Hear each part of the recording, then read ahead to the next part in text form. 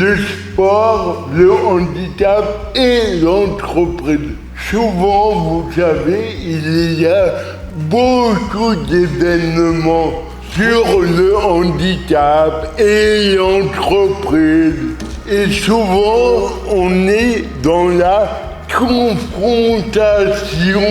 Pour remédier à cela, on a eu envie d'introduire un troisième élément, le sport.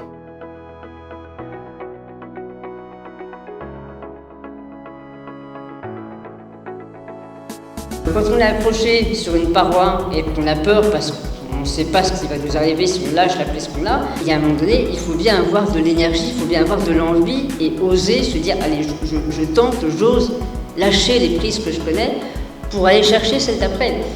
Et donc entre les prises, il y a quoi? Il y a de l'énergie, il y a de l'envie et je trouve que c'est vraiment un fondamental dans l'existence, à savoir quelles envies il faut garder envie.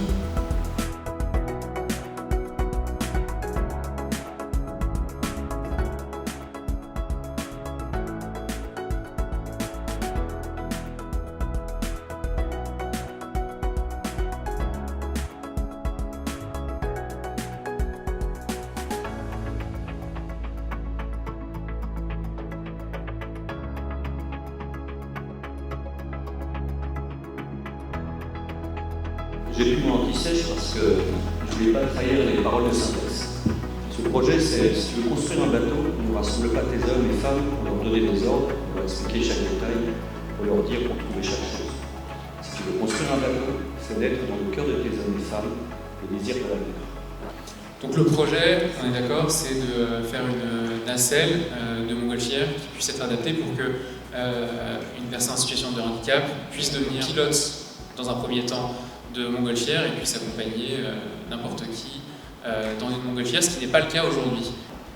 Nous menons ce projet avec cette démarche, il y a évidemment une notion de management dans ce qui a été dit, mais dans cette démarche, parce qu'il y a des parallélismes, nous avec le projet Sidefly, nos fonds marins, c'est la vallée des Alpes, c'est les volcans d'Auvergne, c'est les coteaux du Beaujolais. Notre bateau, c'est un navire aérien, puisqu'un ballon ne vole pas, il flotte. Là-haut, nous naviguons. Et puis notre ambition, c'est que nous puissions tous naviguer. Il suffit d'adapter un petit peu ce qui existe déjà, se creuser les neurones, et puis naviguons et parcourons la planète ensemble pour changer les regards sur le handicap.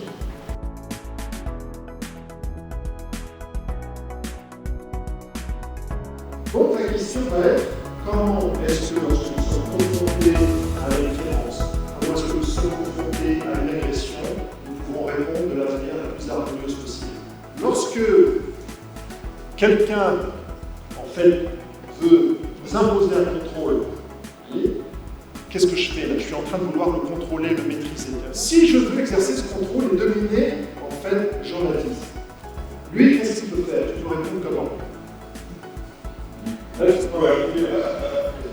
va être dans ce rapport d'opposition. Voilà, tu résistes, tu résistes, tu résistes. Qu'est-ce qui se passe lorsque, face à une pression, l'autre résiste? Qu'est-ce qui se passe? Les forces s'annulent. Et il y a une confrontation qui fait que ça va monter de plus en plus jusqu'à l'explosion. On va rien gagner par cette opposition. L'aïkido n'est pas du tout dans le rapport d'opposition qui de toute façon se ferme lui-même. Soit il se bloque, soit il monte en quelque. Maintenant, Jean-Baptiste, en bon aïkido, va vous montrer comment on sort de cette voilà. Qu'est-ce qu'il vient de faire? Alors, il utilise en fait la force que je lui propose, vous voyez. Il va l'utiliser à son profit. Je pousse dans sa direction. Qu'est-ce qu'il fait? Regardez, il sort de la ligne d'attaque et il pivote. Si j'ai, que ce soit sur le thème de l'agression, de la différence, de n'importe quoi qui veut me confronter à l'intérieur, c'est nous qui avons la décision. Je ne peux pas l'empêcher de me contrôler. Il veut me contrôler.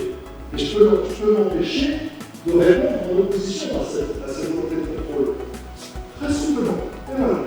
Mais il s'agit à aucun moment, et là c'est intéressant sur le thème du handicap, il ne s'agit à aucun moment de se mettre en situation d'infériorité. Voilà, donc on vient de passer un super moment avec Jean-Baptiste pour animer cette conférence sur le thème du dojo à l'entreprise. On a fait référence à l'univers des arts martiaux, de l'aïkido, et de voir comment finalement on peut travailler sur le thème de l'équilibre et du déséquilibre en s'inspirant de l'esprit du dojo, de comment on pratique un art martial comme l'aïkido, et finalement comment on peut trouver des solutions à chaque problème si on reste soi-même, on reste centré et on travaille en harmonie avec l'autre. Moi, je trouve que j'ai passé un très très bon moment. Voilà. Vraiment un super moment, je me suis régalé. C'était varié, c'était animé, hyper intéressant. Il y avait du rythme et j'ai appris plein de choses qui peuvent me servir au quotidien. J'ai été ravie de participer à cette table ronde. Ça permet une ouverture d'esprit, de nouvelles rencontres et ces échanges étaient intéressants, très divers et aussi challengeants.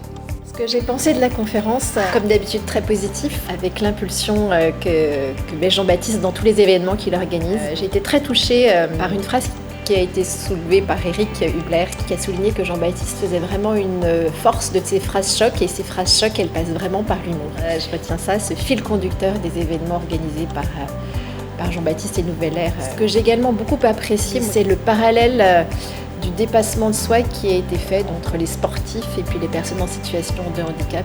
Cette 6e édition était vraiment très intéressante. Nous sommes heureux d'avoir pu inviter nos partenaires et tous les participants à regarder comment les valeurs sportives pouvaient être incluses dans l'entreprise et modifier les organisations de l'intérieur. Il faut que je dise ce que j'ai ressenti.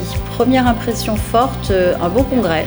Et là, je trouve qu'on a commencé à entrevoir là où on va aller et là où va se développer le mouvement Nouvelle Ère ainsi que le congrès Nouvelle Ère. J'ai envie de dire prospective, sérénité, tranquillité, mais en tout cas une belle réussite.